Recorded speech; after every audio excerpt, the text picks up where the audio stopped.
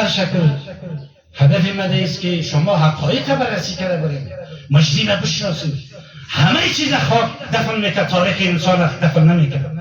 همه افتخارات انسان تاریخ میگیره، بدم کرده میگیره و نیکم کرده میگیره. حکومت ها در افغانستان بسیار کم امر است، قدرت ها زود زوال میابد، خصوصا در افغانستان بسیار زود کم امر است. تغییرات است، تبدیلات است، ولی چیزی که باقی میمونه عزت انسان باقی میمونه، دستاورد خوب انسان باقی میمونه، اخلاق انسان باقی میمونه، روی نیک انسان باقی میمونه، آدمگری و شرافت انسان باقی میمونه. چی انسانی حاکم است یا غیر حاکم؟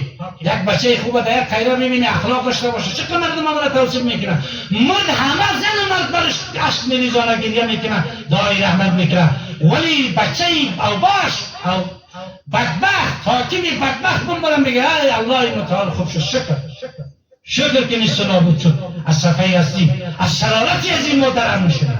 الله متعال ما و شما را آدمای خوب، آدمای صالح، بنده های صالح خودش بشماره. الله توفیق بری ما و شما نصیب بفرما. و آخر دعوانا الحمدلله.